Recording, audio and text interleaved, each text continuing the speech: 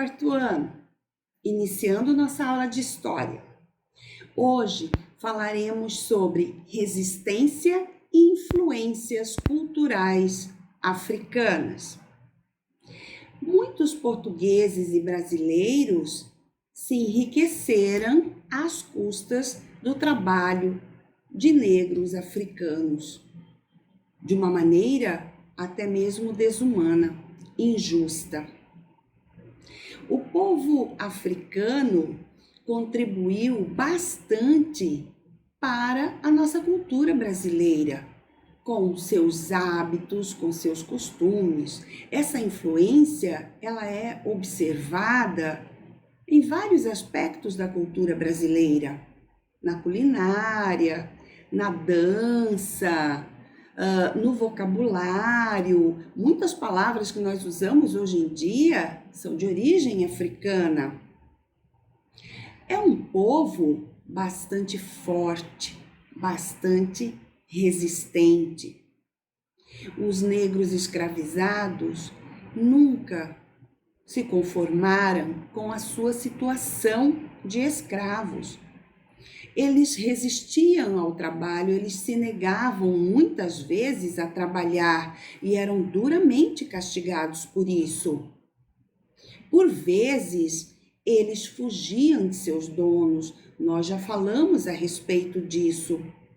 Iam para as matas e formavam quilombos escondidos de seus feitores. Muitos tentavam comprar a carta de alforria, que é um documento que dá liberdade para o negro escravizado. Porém, esse era um sonho muitas vezes acalentado pelos escravizados, porque era um documento muito caro e eles não dispunham do valor. Essa resistência, ela também é observada na vontade que eles têm em manter as suas tradições, os seus hábitos, os seus costumes. Vamos agora para o nosso livro e na página de número 120 vamos realizar a nossa leitura. A maioria dos milhões de mulheres e homens africanos trazidos à força ao Brasil para trabalhar chegou no período colonial. Essas pessoas foram levadas para todas as regiões da colônia, mas se concentraram principalmente no Nordeste e no Sudeste. Até hoje, a presença de população de origem africana no país é significativa, como você pode observar no gráfico abaixo. Observem bem este gráfico, crianças. Se o Brasil tivesse 100 pessoas, seríamos 45 brancos, 45 pardos, 9 pretos, 1 amarelo ou indígena. A resistência africana. A escravidão durou mais de 300 anos no Brasil. Ao longo desse tempo, os africanos e seus descendentes, nascidos aqui, resistiram e lutaram de várias maneiras. Entre essas formas de resistência estavam recusar-se ao trabalho, fugir ou rebelar-se.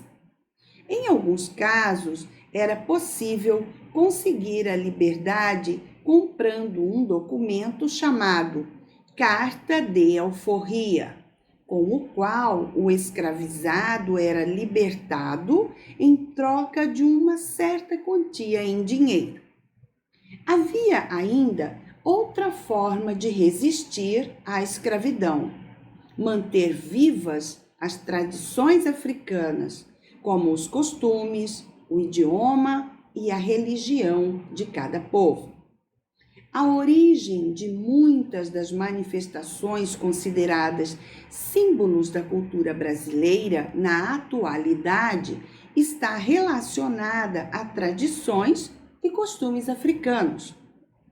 A permanência de muitos desses costumes só foi possível por meio da luta dos negros que resistiram a inúmeras dificuldades, apesar de serem agressivamente reprimidos ao manifestar suas tradições, crenças e valores. Observem logo abaixo a festa de Nossa Senhora do Rosário, e aí nós temos negros africanos dançando. Na página seguinte, a influência africana na cultura brasileira. Foram muitas as contribuições dos povos africanos para a cultura brasileira. É possível perceber suas influências nas músicas, nas danças, na religião e na língua de nosso país. Diversas palavras de origem africana, por exemplo, estão incorporadas ao nosso vocabulário, como quindim, moleque, babá, cafuné, ginga, entre outras. A influência africana também está presente em festas populares brasileiras e em outras expressões artísticas. O samba, o batuque e a capoeira, por exemplo, também se desenvolveram entre os descendentes dos africanos. Os povos africanos também contribuíram com os rituais religiosos do candomblé e as festas em homenagem aos santos e orixás. O candomblé foi trazido ao Brasil pelos escravos nagôs, iorubas, a partir do século XVI, mas também era praticado por escravos vindos de outras regiões da África, com semelhanças e diferenças culturais. Os cultos religiosos, as danças e os ritmos musicais africanos são marcantes, sobretudo nas regiões que receberam maiores contingentes de negros. Desenvolveram-se principalmente nas cidades onde os negros possuíam um pouco de autonomia e, por isso, seus esforços para melhorar as condições econômica e social geravam mais resultados. Isso permitiu que essas manifestações afro-brasileiras ganhassem cada vez mais importância. Logo abaixo, nós temos informações a respeito da capoeira. Eu recomendo a leitura. E na página seguinte, comidas de origem africana. Você sabia que muitos pratos típicos brasileiros têm origem na culinária africana? A feijoada, por exemplo, era feita nas senzalas, com as sobras de carnes que os senhores de engenho não consumiam. Outros pratos muito conhecidos, especialmente na região nordeste do Brasil, também nasceram das comidas africanas, algumas delas dedicadas aos orixás. O abará, o quibe, o acaçá e o cuscuz são outros pratos brasileiros cuja origem está associada à culinária africana do período da escravidão. E aí você tem imagens de pratos de origem africana, mas que atualmente fazem parte da culinária brasileira. Em seguida, vem nossas atividades. Atividade número 1. O Brasil é considerado o país que tem a maior população negra fora da África. Que evento da história do Brasil justifica essa afirmação? Ora, com certeza, o tráfico dos escravizados para o Brasil, né? Da África para o Brasil. Você se lembra que por muito e muito tempo esse tráfico perdurou. Atividade seguinte. Por que preservar suas tradições era uma forma de resistência para os africanos escravizados? Era uma maneira de manter um vínculo com a terra natal deles, com a terra de origem deles, certo? Comer as suas comidas, ouvir os seus ritmos, dançar da maneira como estavam acostumados lá na África, tudo isso fazia com que eles se lembrassem da terra natal deles. Em seguida, faça de conta que você é um repórter e vai divulgar a libertação dos escravos pela promulgação da Lei Áurea. Elabore uma notícia para contar essa história.